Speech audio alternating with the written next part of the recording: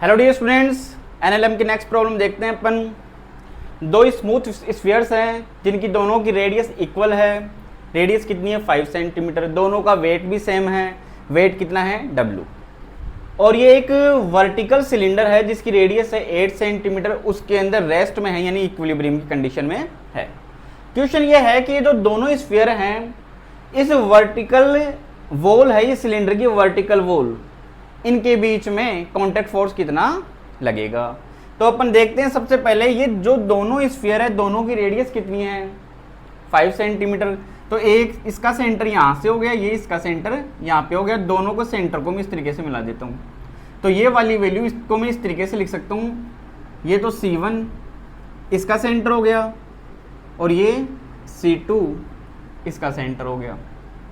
और दोनों के बीच की डिस्टेंस कितनी हो जाएगी, रेडियस कितनी है 5 सेंटीमीटर। तो इसका मीन्स ये टोटल कितना हुआ अपने पास में 10 सेंटीमीटर। अब आप देख सकते हैं इसको मैं यहाँ से नीचे से मिला देता हूँ, इसे ऐसे, इसको भी इस तरीके से मिला दिया मैंने। तो ये वाली रेडियस कितनी है यहाँ से, ये 5 सेंटीमीटर। इस वैल्यू की इसकी भी वैल्यू मैं कितनी रख सकता हूँ 5 सेंटीमीटर। ये वाली वैल्यू भी कितनी रख सकता हूँ 5 सेंटीमीटर।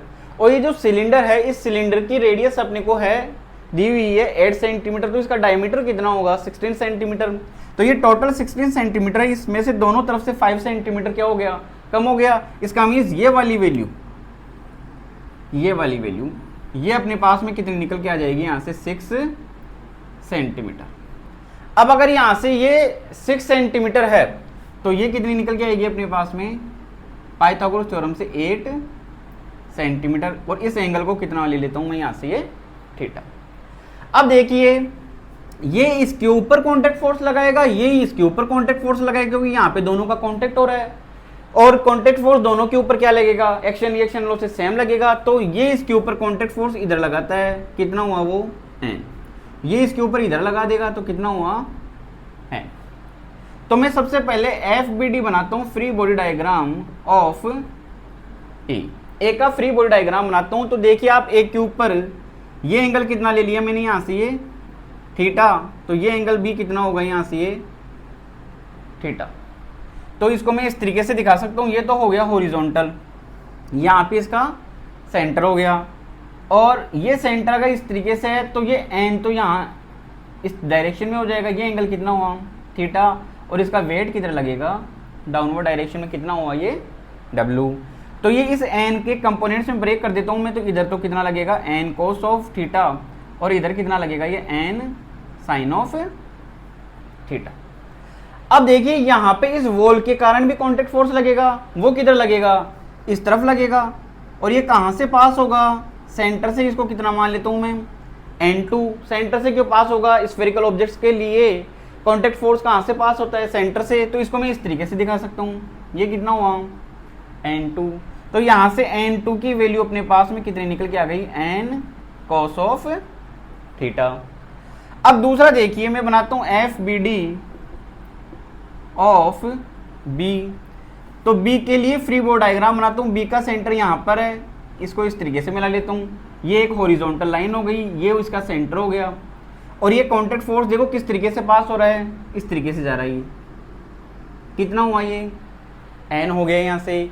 अब ये एंगल कितना है यहाँ से थीटा। तो यहाँ से ये एंगल भी कितना होगा करेस्पॉन्डिंग एंगल से थीटा। तो ये कितना हुआ यहाँ से ये थीटा। इसका कंपोनेंट इधर कितना हुआ N cos ऑफ थीटा। इधर कितना होगा component N sin of theta. Downward direction में क्या लगेगा W। अब देखिए यहाँ पे इस वॉल के कारण भी कांटेक्ट फोर्स लग रहा है। तो ये कांटेक्ट फोर्स किधर लगेगा, बाहर की तरफ। कहाँ से पास होगा, सेंटर से। इसको कितना मान लेता हूँ मैं N3। तो इसको इधर दिखा देता हूँ मैं, कितना हुआ N3। तो यहाँ से आप देख सकते हो इस N3 की वैल्यू कितनी निकल के आ रही है N cos ऑफ थीटा। और यहाँ से N sin ऑफ थीटा है, वो किसको बैलेंस कर रहा है W को। तो यहाँ से देखो मैं ये निकाल सकता हूँ N sin of theta equals to कितना है W। तो ये N। अब इस ट्राइंगल से आप देख सकते हो कि sin थीटा कितना होगा परपेंडिकुलर अपन हाइपोटेनियस। तो कितना निकल के आएगा 8/10 इक्वल्स टू W। तो यहाँ से N की वैल्यू क्या निकल के आ गई अपने पास में 5/4 W। अब यहाँ से आप देख सकते हो कि N3 और N2 दोनों की वैल्यू सेम है। N2 और n3 दोनों की वैल्यू सेम है और वो कितनी है अपने पास में, n cos ऑफ थीटा।